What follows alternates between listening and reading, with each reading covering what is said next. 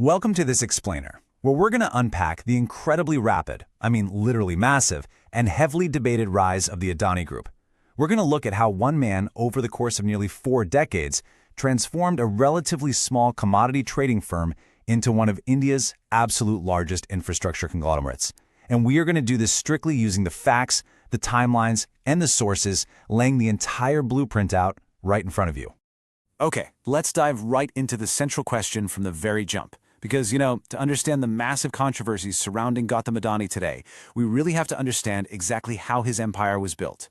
Is this a story of unparalleled business execution and aggressive risk-taking, or is it a story fueled primarily by political connections?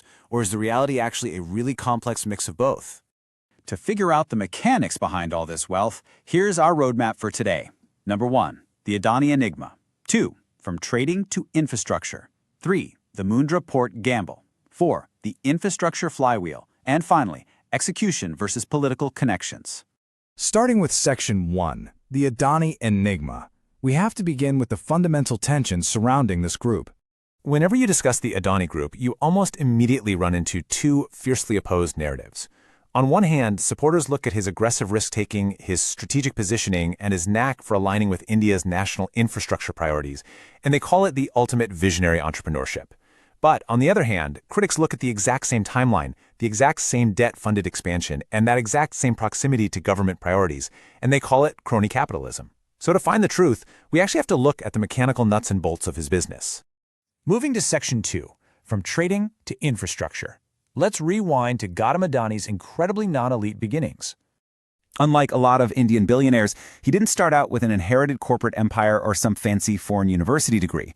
Look at this trajectory. It's pretty surprising. Born in 1962 into a family running a small textile business, he actually left college early. By the late 1970s, he's down in Mumbai working as a diamond sorter. And this wasn't some quiet corporate boardroom. It was a fast-paced environment where he really learned trading, arbitrage, and high-speed deal-making. That early experience clearly honed a super high appetite for risk. By the early 80s, he's back in Ahmedabad, jumping into the plastics business to import PVC, eventually establishing Adani Exports in 1988. Now, imagine trying to run a business where practically every single decision you make requires a government stamp. That was India before economic liberalization. It was heavily regulated. Dealing with those complex import licensing rules and foreign trade regulations, it basically gave Adani an early masterclass in navigating deep government bureaucracy. In that era, your success largely depended on understanding those complex government rules better and frankly faster than your competitors. He absolutely mastered this environment. So here's the absolutely crucial point. When India liberalized its economy in 1991, slashing import restrictions and opening up international trade, Adani was uniquely positioned to exploit the opportunity. A lot of industrialists benefited from the 91 reforms, for sure, but very few expanded as rapidly into metals, commodities, and logistics as Adani did. He basically had the risk appetite of a diamond trader and the bureaucratic navigation skills of an importer, right as the floodgates opened. Section 3, the Mundra Port gamble. Because the real shift for the group wasn't just trading more goods, it was a massive, highly risky pivot. This quote right here brilliantly illustrates his core philosophy. Trading generates profits, infrastructure generates control. Adani recognized way earlier than his competitors that while moving commodities brings in cash, laying down physical roots brings permanent power. Trading is just transactional, right? But if you own the actual ground the trade happens on, that generates immense, lasting control. And that brings us to the mid-1990s, when the state of Gujarat opened up opportunities for private participation in ports.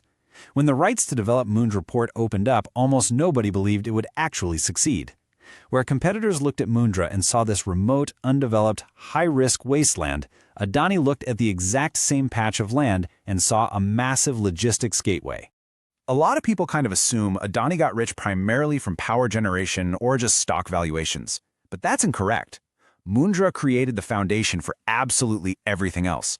Owning that port didn't just mean parking ships, it meant controlling the very logistics arteries that funnel everyday goods into the country. Think about it. If you control the imports, the warehousing, the transportation links, you basically control the everyday goods entering the country. It was a massive gamble, and it paid off perfectly. Section 4, the infrastructure flywheel. Once Mundra was a hit, he didn't just sit back and enjoy the profits. Instead, he developed this hyper-aggressive growth model. It's a repeating 5-step flywheel, and it's the secret engine of his entire empire. Step 1. acquire a massive infrastructure asset. Step 2, use it to generate steady cash flow. Step 3, and this is the critical part, borrow heavily against those assets. Step 4, use that borrowed capital to acquire additional infrastructure. Step 5, repeat. Now, this model allowed for expansion at an extraordinary speed. Though critics correctly point out, it also created massive debt exposure and high leverage, making the group potentially vulnerable. He then perfectly vertically integrated this entire model. By getting into power generation in the mid-2000s, he ensured that his businesses literally fed each other. Imported coal could move seamlessly through Adani-owned ports, going directly to fuel Adani-owned massive thermal power plants. This vertical integration became a total hallmark of the group, locking in efficiency and profits at every single step of the supply chain. Look at the specific sectors he purposely targeted. Ports, airports, transmission, energy. These definitely aren't consumer apps. They share 3 really distinct characteristics. 1, incredibly high capital requirements, which essentially locks out most competitors. 2, long asset life, meaning they generate revenue for decades. And 3, extreme regulatory dependence. You absolutely cannot build an airport or a coal mine without deep, continuous dependence on government permissions. Which brings us to Section 5, execution versus political connections. That absolute need for government permissions brings us right into the heart of the controversy. Because his foundational assets were built in Gujarat, critics strongly argue that local governments provided him with overly favorable conditions and opportunities that were simply unavailable to competitors. Supporters, however, completely counter this. They state that Gujarat's pro-business environment welcomed investment from absolutely anyone, and Adani just out-executed his rivals. While it's a proven fact that Adani benefited from Gujarat's pro-business policies, whether this crossed the line into illegal favoritism remains fiercely debated and, as we know, highly politically contested. This is especially true when evaluating his relationship with Narendra Modi, who also rose to national prominence from Gujarat during that exact same timeline. It's absolutely vital to separate 2 distinct concepts here: correlation versus judicial proof. Yes, there is an undeniable overlapping timeline of their mutual rise and substantial public proximity. But correlation is not proof. As of now, there is an absolute lack of judicial proof regarding any illegal government assistance. This distinction between visible proximity and proven illegality gets blurred a lot in public debate, but it is totally essential for a factual understanding. Looking objectively at the source material, here is exactly where we land. In the proven column, we know for a fact he started as a trader. Mundra was the major turning point, and pursuing infrastructure, capital-intensive sectors, and leveraging policy changes built the empire. But in the not proven column, claims that his rise was solely due to politics, that governments illegally favored him, or that his success is entirely explained by support rather than business acumen, those remain strictly unproven and fiercely debated. Which leaves us with this final thought to ponder. We've seen how the infrastructure flywheel works, right? We've seen the absolute necessity of government permissions to build ports and power plants. So, given that massive infrastructure intrinsically relies on government policy, can building an empire on this enormous scale ever be truly, completely separated from politics? I'll let you be the judge of that. Thanks for joining me on this explainer, and I hope this breakdown gave you a much clearer picture of the mechanics behind the Adani ascent.